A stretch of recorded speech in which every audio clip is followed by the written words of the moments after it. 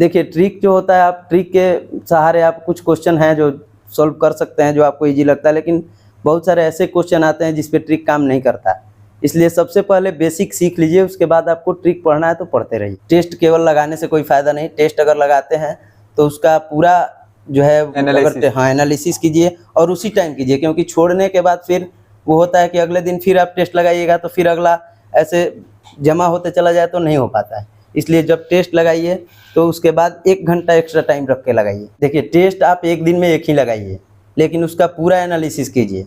4 test लगाने से कोई फ़ायदा नहीं है। अगर आप 4 टेस्ट लगा भी लिए और एनालिसिस नहीं किए तो वो कुछ फ़ायदा नहीं करता है।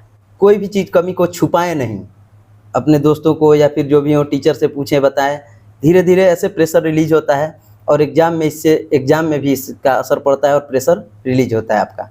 और माइंड को एकाग्र रखें और एग्ज़ाम दें, डरे नहीं, क्योंकि आपके पास अभी अवसर है, इसलिए डरना नहीं है और एग्ज़ाम को फेस करना है। करंट अफेयर्स हम स्पीडी एक आता है, स्पीडी का करंट अफेयर्स, और एक एडुटेरिया का आता है, वो 2 बुक पढ़ते थे।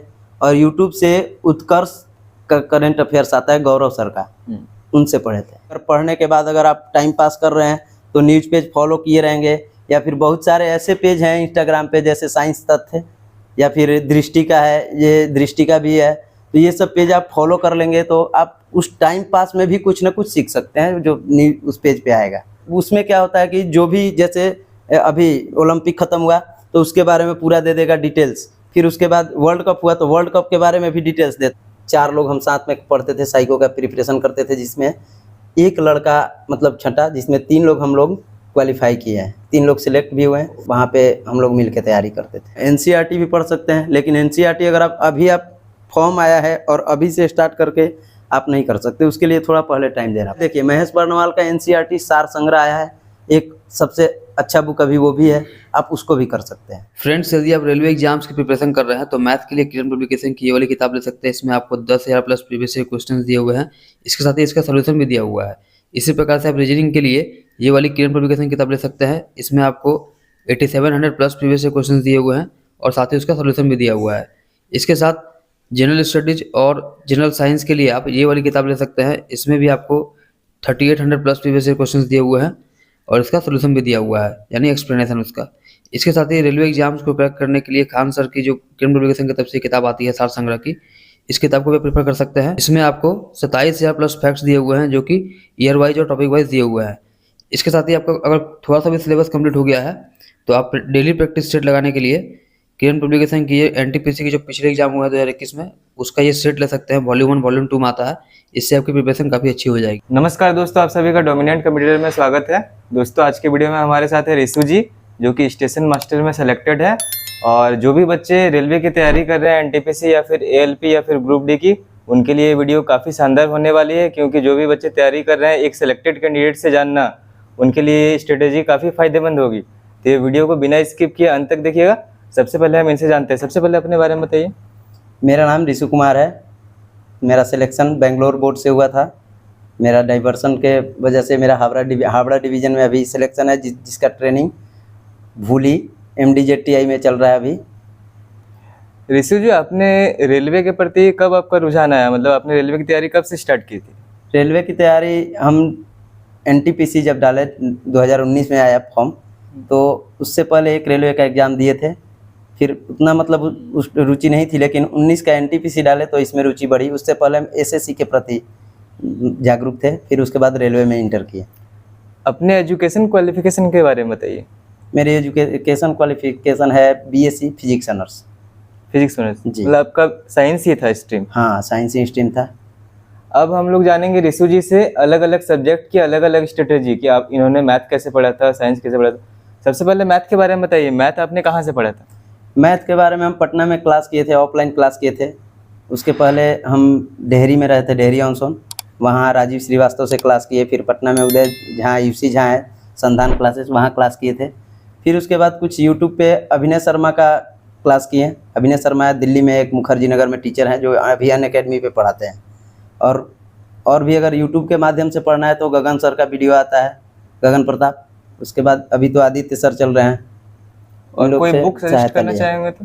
बुक के लिए जैसे हम बेसिक में RS अग्रवाल से पढ़े थे, उसके बाद फिर जैसे सेट वाइज जो सेट आता था, रुक्मिणी का भी सेट आता है जिसमें ट्रिक रहता है, उससे भी पढ़े थे। जैसे कोई बच्चा अभी फॉर्म फिलअप कर रहा है, एनटीपीसी की वैकेंसी आई हुई है, तो जो बच्चे अभी फॉर्म फिलअप किए उन्होंने कुछ भी तैयारी नहीं किया, तो वो कहाँ से स्टार्टिंग करें? उनके लिए अभी सबसे फर्स्ट बेसिक होगा तो आर एस अग्रवाल होगा, क्योंकि आर एस अग्रवाल में 0 लेवल से बेसिक से देता है, उसको पहले कंप्लीट करें। उसके बाद कहीं मतलब जो भी हो क्लास ज्वाइन करें या कुछ करें, क्लास ज्वाइन भी करें तो पहले आर एस अग्रवाल से ही मतलब ट्राई करें। उसके बाद एक किरण का भी मैथ आता है, किरण एसएससी किरण मैथ का आता है मैथमेटिक्स, उसको आप बना सकते हैं, पढ़ सकते हैं, उसमें भी डिटेल सॉल्यूशन भी रहता है उसमें, तो उससे भी सहायता हो सकता है आपको। बहुत बच्चे ट्रिक के पीछे भागते हैं। देखिए ट्रिक जो होता है, आप ट्रिक के सहारे आप कुछ क्वेश्चन हैं जो सॉल्व कर सकते हैं, जो आपको इजी लगता है, लेकिन बहुत सारे ऐसे क्वेश्चन आते हैं जिस पे ट्रिक काम नहीं करता। इसलिए सबसे पहले बेसिक सीख लीजिए, उसके बाद आपको ट्रिक पढ़ना है तो पढ़ते रहिए। कुछ ट्रिक देखिए, ट्रिक आप कुछ समय के लिए आपको ट्रिक याद रहेगा, बना लीजिएगा, लेकिन बेसिक जब पढ़ लीजिएगा उसके बाद ट्रिक जो है वो अच्छा काम करता है। कुछ ऐसे चैप्टर्स जिनमें आपको दिक्कत हुई हो जब तैयारी कर रहे थे आप? जी, एडवांस मैथ में कुछ दिक्कत होती थी, जैसे अर्थमेटिक में तो बहुत ज़्यादा दिक्कत नहीं होती है, अर्थमेटिक भी अगर अच्छे से पढ़ा जाए तो ठीक है, कोई दिक्कत नहीं होता, लेकिन एडवांस मैथ में कुछ ज्योमेट्री मेरा सबसे वीक सेक्शन रहा, लेकिन उसको हम अभिनय सर से पढ़े थे तो कुछ कंप्लीट हुआ था। और जैसे जो आपका जिस सब्जेक्ट मैथ में, जैसे आप लोग जैसे बोले कि जो टॉपिक में आपको प्रॉब्लम है, जी। उसको आपने कैसे दूर किया? अभी हम बताएं कि जैसे उसको प्रैक्टिस कीजिए, सेट लीजिए, ज्योमेट्री का भी सेट अगर आपको मार्केट में मिलता है तो लीजिए, या फिर कुछ बुक मिलेंगे, उस बुक से उस चैप्टर को निकाल लीजिए, या फिर जो भी सेट आप प्रैक्टिस कर रहे हैं उसमें ज्योमेट्री का जो क्वेश्चन आ रहा है उसको बनाइए, उस पर ज़्यादा से ज़्यादा टाइम दीजिए, या फिर कोई टीचर अच्छे लगे, जिसका क्लास आपको अच्छा लगे, ये नहीं कि ये यही टीचर, जिसका क्लास अच्छा लगे आप उससे पढ़ लीजिए। जो बच्चे अभी रेलवे की तैयारी कर रहे हैं उनको मैथ में कम से कम कितना समय देना चाहिए एक दिन में? मैथ और रीजनिंग देखिए, एनटीपीसी में जो है अभी मेनली मैथ और रीजनिंग है। रेलवे वालों के लिए तो मैथ और रीजनिंग बहुत ज़रूरी है, तो मैथ में कम से कम तो 3 घंटा देना ज़रूरी है एक दिन में। अगर आप दिन भर में 6 घंटा पढ़ते हैं तो 3 घंटा मैथ को दे सकते हैं। रीजनिंग को आप अगर 1-1.5 घंटा भी देते हैं तो ठीक है, लेकिन मैथ के लिए आपके पास पर्याप्त समय ज़रूरी है। रीजनिंग के बारे में बताइए, रीजनिंग को बच्चे कैसे करें? रीजनिंग के लिए एक अजय चौहान का बुक आता है, ठीक, वो आपका वर्बल होता है, फिर नॉन वर्बल भी आता है उसमें, उसको लेकर पढ़ सकते हैं। अगर आप यूट्यूब से पढ़ना चाहते हैं तो रीजनिंग पर एक पीयूष वार्ष्णेय सर का क्लास आता है, उनका आप क्लास देख सकते हैं, या उनके क्लास से पढ़ सकते हैं, जो अभी रीजनिंग में बेस्ट टीचर मतलब एज इंडिया में चल रहे हैं अभी, तो पीयूष वार्ष्णेय सर के क्लास से आप सहायता ले सकते हैं। रीजनिंग में कितना समय दें? रीजनिंग के लिए देखिए, आप क्लास अगर कर रहे हैं, जो रीजनिंग इतना मतलब टफ टॉपिक नहीं है, अगर आप इसको समझते हैं तो जल्दी समझ में आता है। इसमें जो आपका चैप्टर वीक लग रहा है, जो नहीं समझ में आ रहा है, जैसे कि आपको इसमें स्टेटमेंट एंड कंक्लूजन आता है, आरआरबी एनटीपीसी में आता है स्टेटमेंट एंड कंक्लूजन, ये चैप्टर कुछ टफ लगता है, या फिर ब्लड रिलेशन हो गया, डायरेक्शन हो गया, तो ये सब चैप्टर आप ज़्यादा ध्यान दीजिए। ज़्यादा से ज़्यादा दिन में 1.5-2 घंटे, अगर वीक है तो 1.5-2 घंटे दे सकते हैं, 2 घंटे भी दे सकते हैं। आपको लगता है कि इतना से नहीं हो रहा है तो आप टाइम बढ़ा सकते हैं, जैसे स्टूडेंट के एफिशिएंसी के अनुसार किसको कितना समझ में आ रहा है। अगर किसी को रीजनिंग अच्छा समझ में आ रहा है तो वो 1 घंटा भी पढ़ के कर सकता है, लेकिन मैथ पे ज़्यादा समय दें। रीजनिंग के लिए कोई बुक सजेस्ट करना चाहे तो? हाँ, हम बताए थे अभी अजय चौहान का वर्बल। अब जीएस के बारे में बताइए। जीएस जैसे पूछा जाता है, जीएस से क्वेश्चंस, जीएस को कहाँ से पढ़ें? जीएस पहले बेसिक से स्टार्ट कर लें। लूसेंट हमारे जनरल कंपटीशन के लिए सबसे बेसिक बुक होता है, और एक स्पीडी का भी आता है, जनरल साइंस और जनरल स्टडीज, जो हिंदी और इंग्लिश दोनों में उपलब्ध है, और लूसेंट, ये 3 बुक से आप स्टार्ट कर सकते हैं। उसके स्टार्ट करने के बाद लूसेंट ऑब्जेक्टिव भी आता है जिसको आप पढ़ सकते हैं, और उसके बाद बहुत सारे बुक हैं, खान सर का भी है, उसमें भी अच्छा क्वेश्चन दिया है। हाँ, एनसीईआरटी भी पढ़ सकते हैं, लेकिन एनसीईआरटी अगर आप फॉर्म आया है और अभी से स्टार्ट करके आप नहीं कर सकते, उसके लिए थोड़ा पहले टाइम देना पड़ता है। एक बार अभी आया है, देखिए महेश बर्णवाल का एनसीईआरटी सार संग्रह आया है, एक सबसे अच्छा बुक अभी वो भी है, आप उसको भी कर सकते हैं। एक बार लूसेंट को पढ़ने का तरीका बता दीजिए, बहुत सारे बच्चों को कंफ्यूजन रहता है। लूसेंट का अगर आपके पास 4-5 लड़के हैं, मतलब ग्रुप में हैं, फ्रेंड लोग हैं, तो चैप्टर वाइज जैसे होमवर्क दे दीजिए उनको और सबको बता दीजिए कि ये चैप्टर पढ़ के आना है और उसको क्विज कर लीजिए। सबसे ज़्यादा जल्दी याद करने का तरीका यही है। और लूसेंट आपका सबसे ज़्यादा वैसे ही याद होता है, नहीं कि अकेले पढ़ने से वो मतलब याद तो होता है लेकिन कंप्लीट नहीं हो पाता। कहीं ना कहीं जीडी का अहम रोल है ग्रुप डिस्कशन का। हाँ, ग्रुप डिस्कशन जीके के लिए तो मतलब ज़रूरी है।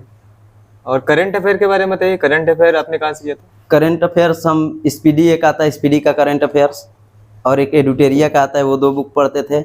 और यूट्यूब से उत्कर्ष का करंट अफेयर्स आता है, गौरव सर का, उनसे पढ़े थे। राजस्थान में उनका क्लास चलता है।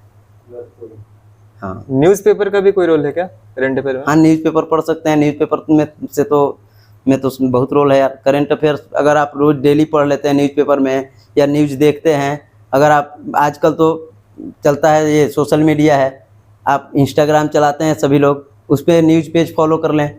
बहुत सारे न्यूज़ पेज हैं, अमर उजाला, आज तक, एबीपी, बीबीसी, सबको फॉलो कर लें। डेली की घटनाएं उस पर आ जाती हैं।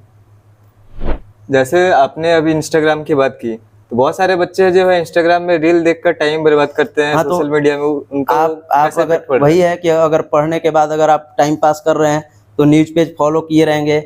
या फिर बहुत सारे ऐसे पेज हैं इंस्टाग्राम पे, जैसे साइंस तथ्य या फिर दृष्टि का है, ये दृष्टि का भी है, तो ये सब पेज आप फॉलो कर लेंगे तो आप उस टाइम पास में भी कुछ ना कुछ सीख सकते हैं जो उस पेज पे आएगा।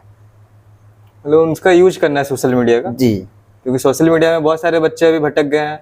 हाँ, तो हम बोले ना, पढ़ते पढ़ते भी मतलब हो जाता है कि चलो कुछ देर सोशल मीडिया रील देख लेते हैं, तो उसमें भी आपको फ़ायदा होने वाला है। ये अगर आप उसमें ये पेज फॉलो कर लेंगे, बहुत सारे ऐसे मतलब हम देखे हैं कि हिस्ट्री के लिए भी है, मॉडर्न हिस्ट्री का हमारे इंस्टाग्राम पेज पे है बहुत सारा पेज फॉलो किए हम, तो उसमें आता रहता है लिस्ट। और उसमें क्या होता है कि जो भी जैसे अभी ओलंपिक ख़त्म हुआ तो उसके बारे में पूरा दे देगा डिटेल्स। फिर उसके बाद वर्ल्ड कप हुआ तो वर्ल्ड कप के बारे में भी डिटेल्स देता है। या फिर कोई डे है किसी का, जैसे अभी महात्मा गांधी का बर्थडे आने वाला है, तो उसके बारे में भी डिटेल्स देता रहता है। और आपने टेस्ट कहाँ से लगाया था?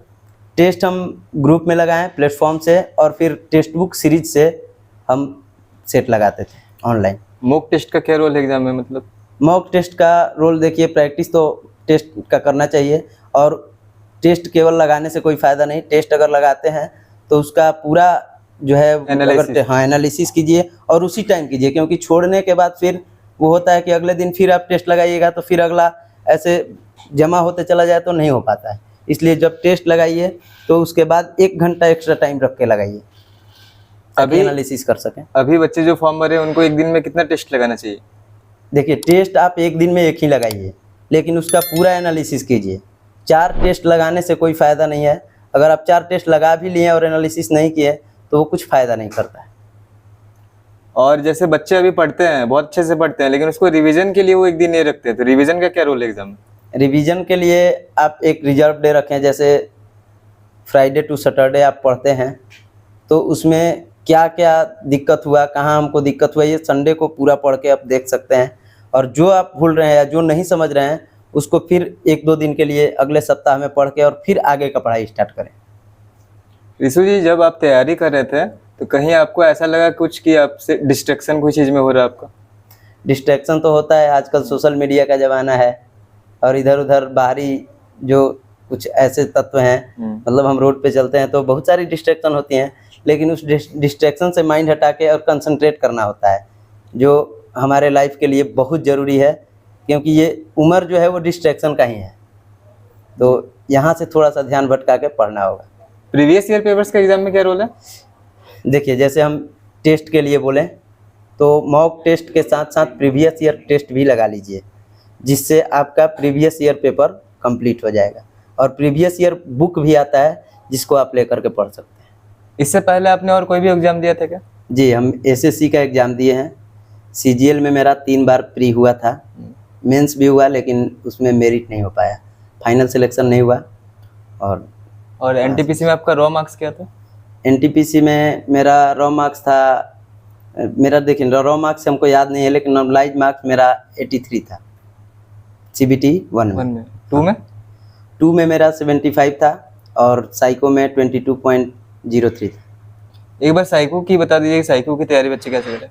साइको की तैयारी के लिए अगर ऑफलाइन पढ़ना चाहते हैं और बिहार के बच्चे हैं तो नवादा में साइको का क्लास चलता है, दानापुर में भी चलता है BK इंस्टीट्यूट, और अगर ऑनलाइन क्लास करते हैं तो राजस्थान में NK साइको का क्लास चलता है।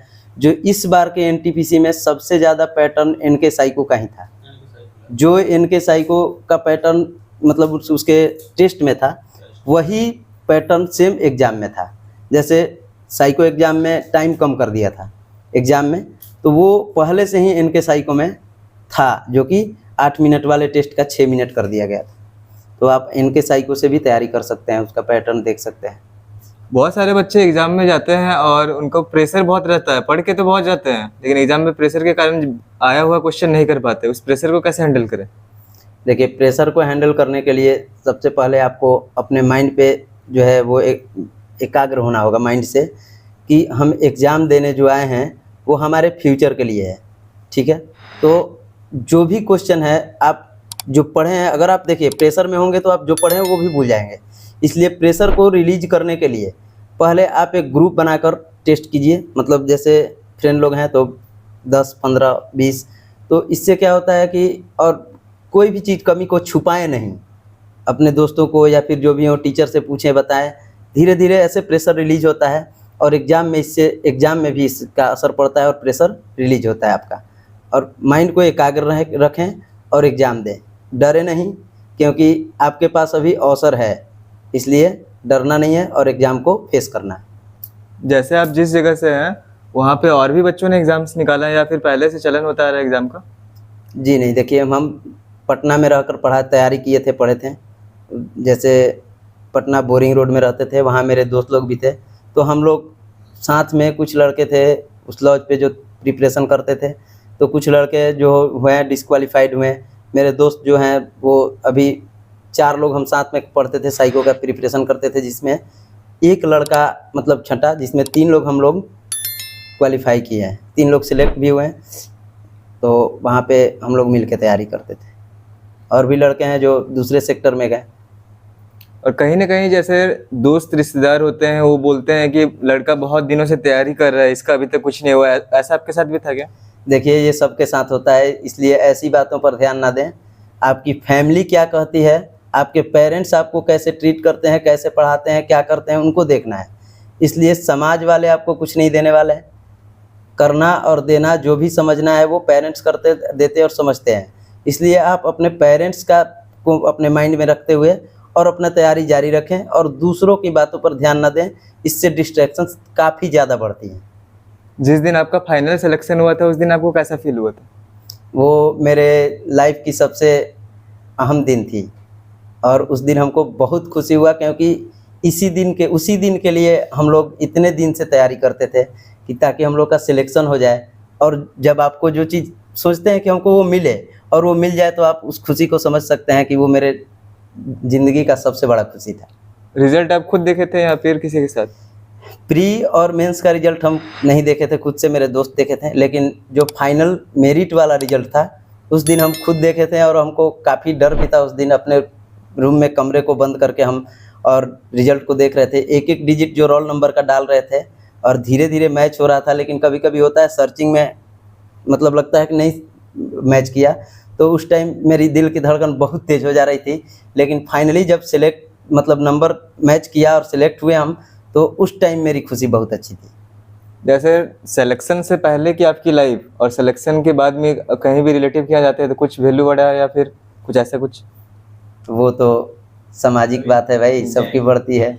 नहीं, वो तो सामाजिक बात है, वो तो होना ही है। पहले आपको जो आपसे मतलब कुछ पूछते भी हैं तो कुछ बात भी करते हैं तो इग्नोर करने वाला भी आपसे बोलने लगता है। एक बार सैलरी के बारे में अप्रोक्सीमेट बता दीजिए। देखिए, 4200 पे ग्रेड का है, लेवल 6 का जॉब है SM, और इसमें 35,400 basic plus DA training period में मिलता है, जो अप्रॉक्स 53,000 के अप्रॉक्स मिलता है। और ट्रेनिंग के बाद इसमें HRA और बहुत सारे मतलब HRA जो नाइट अलाउंस जो है वो भी नाइट ड्यूटी होता है तो बढ़ता है। तो उसके बाद 65 के अप्रॉक्स जो भी हो पेमेंट मिलता है लगभग। एक बार फाइनल बता दीजिए, जो बच्चे फॉर्म फिलअप किए हैं उनके लिए लास्ट मोटिवेशन के लिए कुछ बोल दीजिए, वो कैसे पढ़े। वो देखिए, अपने आसपास के डिस्ट्रैक्शन को हटा के और अपने लक्ष्य पे ध्यान दें और अपने एक योजना के अनुसार योजनाबद्ध पढ़ाई करें। जैसे दिन में एक टाइम फिक्स करें कि हमको इतना देर ये सब्जेक्ट पढ़ना है, इतना देर ये पढ़ना है। ये नहीं जैसे हम लोग बचपन में रूटीन बनाते थे कि 9 बजे मैथ पढ़ना है। अगर मान लीजिए 9 बजे मैथ पढ़ने का रूटीन बना लिया, हमको मैथ पढ़ने का मन ना किया, जीके पढ़ने का मन किया, तो हम क्या करेंगे। इसलिए सब्जेक्ट फिक्स नहीं करना है, टाइम को फिक्स करना है कि हमको इतना देर पढ़ना है। सब्जेक्ट हम अपने अनुसार पढ़ेंगे, जो हमको जब मन किया वो पढ़ें। दोस्तों आपने देखा रिशु जी का वीडियो, जो कि एक एसएम के पोस्ट में सिलेक्टेड है, और आई होप आप लोगों को ये वीडियो अच्छी लगेगी, क्योंकि इन्होंने एक सिलेक्टेड कैंडिडेट है ये, और इनकी स्ट्रेटेजी आपको कभी कोई बहुत ज़्यादा लाभ पहुंचा सकती है। तो रिशु जी आपका बहुत बहुत धन्यवाद चैनल में समय देने के लिए। Thank you.